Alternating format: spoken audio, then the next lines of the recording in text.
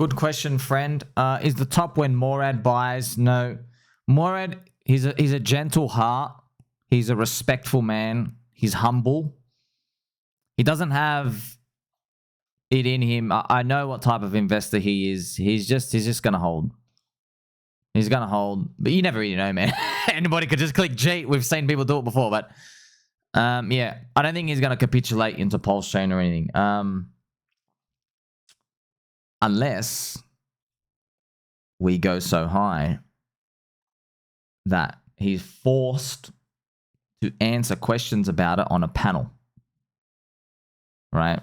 Let's say he goes on one of those mid-curve panels, right? And they go, hey, you were researching memes and cults. How did you miss Hex and PulseChain? I don't know what answer he's going to say. I know what Murad's going to say. Okay. He's going to say that he checked the distribution of the coins and he saw Richard Hart has all the coins. That's the words he's going to say. That's the words he's going to say. Maybe I'm on that panel and the first thing I'll tell everybody is sell, sell, sell. But maybe I'm on that panel and I'll go, I made a whole video for everyone that went through the key flaw in Murad's thesis. Not his whole thesis, maybe I misspoke there, but more his checklist. There is one big critical flaw in the meme coin super cycle checklist. What if Murad is wrong? So I have this. And what is it? So it's the distribution. Okay, so Murad believes you need a distribution that's healthy, and there's a lot of people who can shield the megaphone. But actually, all the crypto that you know and love that went up the most did not have that distribution. Bitcoin, number one example. Satoshi had 100% of the coins at the start. If you were buying Bitcoin number 1,000,001, you were buying a 99.99999% ownership coin. See? When was the best time to buy Ethereum on the ICO? They kept 50% of the coins for themselves. One of the biggest amounts ever kept. You see? What about Doge and what about SHIB? Yeah, the insiders. They had 1 to 2%. That was considered huge back then. Now, because we make so many coins, it's different, right? But back then, that was considered big. The insiders of SHIB, right? Every example you use of, I mean, Hex did a 10,000x. So it's not enough to know that. It's if you look for that great distribution, you're looking late into the game. Later, it's not enough. That's what I'm basically saying. So what is enough? Well, it's tough, man. You gotta find out if there's juice to squeeze. Is there a believer holding the coin? Friends, it's kind of funny. I'll explain to you. Crash, he cops a lot of hate from the crypto industry. They call him like, oh, he's part of Cabal Coins, but what he said is true. If someone owns a lot of the coins, they are now financially incentivized to make it grow huge. Trust me. You don't have to trust me. Okay, take my word for it. That's it. Don't trust me. That most people, when they put in effort into something, they don't want to click sell, market sell, and walk away. They've been putting all this time and effort because you've been growing a business. No one just wants to hit, okay, I'm out. No one wants to do that. Okay, it does happen though, but on average, most people don't want to do that.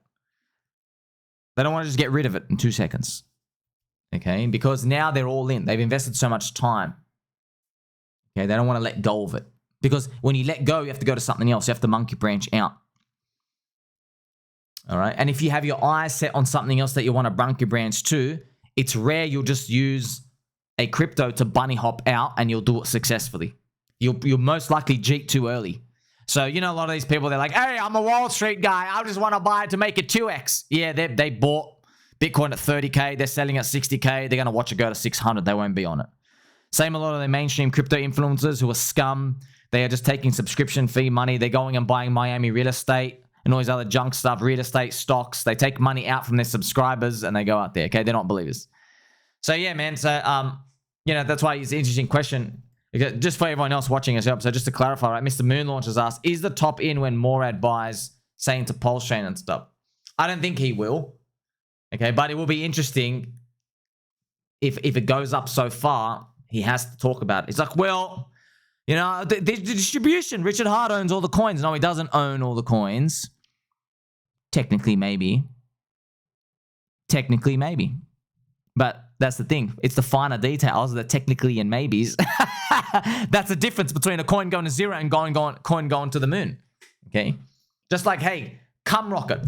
Technically, maybe CumRocket's a useless meme coin in the month of May 2021. But also, technically, maybe Elon Musk is going to shill it, and then it goes to 400 million, which is what it did. Okay? See the technically maybe parts? Those are the things out here. So that's why I'm saying technically and maybe PulseChain community has survived long enough without Richard dumping. So he didn't walk away the past 5 years. Why is he going to walk away now? He's already a billionaire. He's already a billionaire. Why do they want to sell now? Huh? It's like if you owned property and you're scared that the biggest, wealthiest people in your country are going to dump all the apartments and all the houses and go to another country. Why would they do that? They have the power already. Why would they give up the power? See, they believe in the country. They don't want to sell. New York. Are the biggest, richest families going to dump all the New York Manhattan apartments? Hell no. Why would they go dump all that? They have most expensive real estate in the most expensive city, right? No, they already have the power there. They have the trophy. They're not giving away the trophy. Same thing with Bitcoin. Why would somebody dump their 100? Why is Michael Saylor going to dump his 100,000 Bitcoin? He believes, man. He's like, dude, I'm literally first place. I'm never dumping. But see, those are the only people who take it all the way. But then it's also, that's why they round trip a lot. Because they believe so much. But that's the game. Hey, if you're scared about round tripping, don't play the game. Other people are going to get rich without you. You see? This is all part of these memes, cults, religion stuff. There's actually the things that actually have value in crypto. So yeah, it will be interesting if, you know, if Murad and his comments, maybe on PulseChain and Hex, it would only come if it went high enough. But, you know, there'll be other ones as well. That's okay.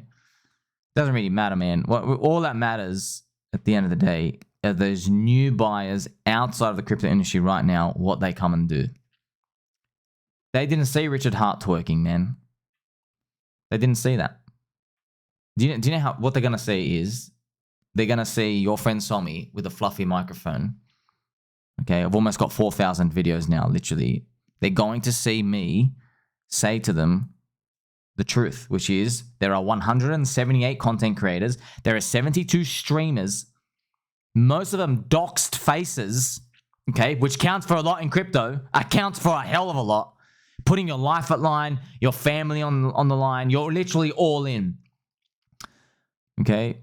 You got 170,000 ETH sitting in a sack wallet. You got 2 conferences per year hosted by Matty Allen. You got the best blue ocean subculture community altcoins and DeFi coins. Every ecosystem out the yin yang.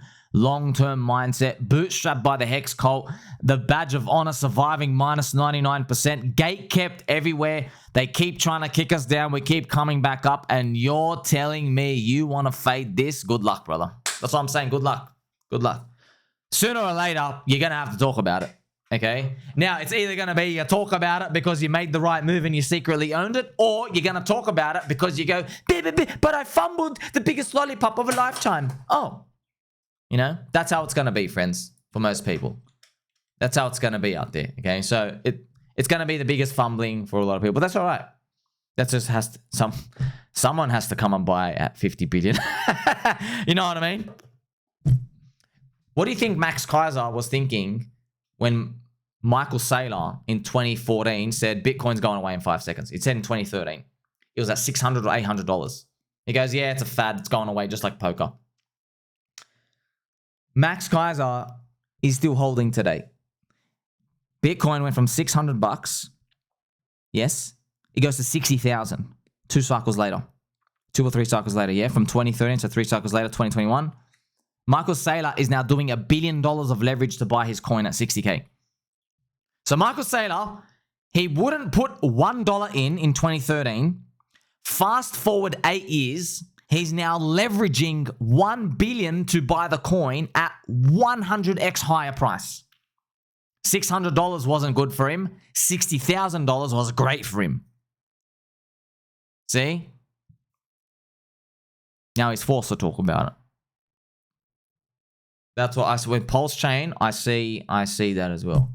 You know what? There's going to be other coins. You know, you got your polygons and your arbitrums and all this other tech stuff. Okay, man. Okay. You didn't make enough of the grassroots community rich. Do you understand Arbitrum? Do you understand optimism? I've been calling you guys out from day one. And I even said, hey, you didn't let me into your ICO? Suck on that and suck on that, okay? There you go. You didn't let enough poor people get rich. All right, well, you made your coffin. Now lay in it. And then we'll give you a little buzzer button so you can lower yourself down 6 feet under. That's the only way that we know is 100% proven to work. If people get in and they are given early riches for believing, there is a chance that there is a continuation of the snowball and everybody picks up the megaphone and they go, hey, this is worth fighting for. We can have something bigger now. Effectively, what people do when you think about it is they've paid themselves from like a part-time job, okay, and they like the money that came in, so now they want to continue that part-time job and turn it into a full-time job. That's what's happened.